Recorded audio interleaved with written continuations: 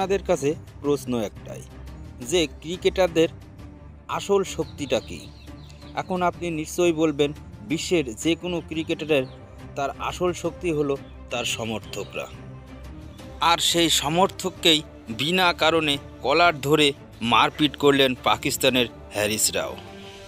হ্যাঁ বন্ধুরা, পাকিস্তান আমেরিকার কাছে হেরে গিয়েছিল এবং ভারতের কাছেও হেরে গিয়েছিল, আর সেই কারণেই পাকিস্তানের এক ভক্ত হ্যারিস রাওকে দেখে বললেন, আপনারা আমাদের মান সম্মান সব ধুলোয় মিশিয়ে দিয়েছেন, বাজ আর কোথায় যাবা। হ্যারিস রাওয়ের মাথা গরম হয়ে গেল আর ছুটে গিয়ে সেই ভক্তকে মারপিট শুরু করলেন।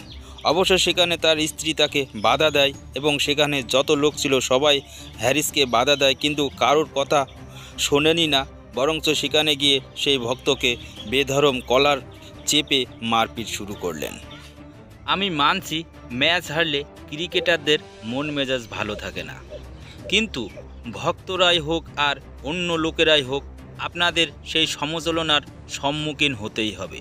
তার মানে এই নয় সম্মুখীন হয়ে আপনি বিনা অপরাধে সেই ভক্তদের গায়ে হাত তুলবেন।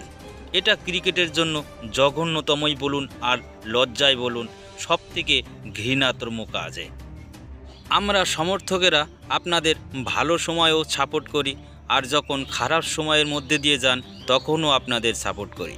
আমরা সমর্থকেরা আপনাদের ক্রিকেটের ময়দানের মধ্যেও সাপোর্ট করি এবং বাইরে থেকেও সাপোর্ট করি।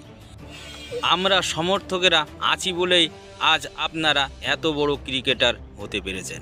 আমরা সমর্থকেরা আছি বলেই আপনারা স্পন্সর পান এবং টাকা পান, আর সেই আমাদেরই ধরে পেটাবেন, এটা কোনো যুক্তিসঙ্গত কথা হলো না।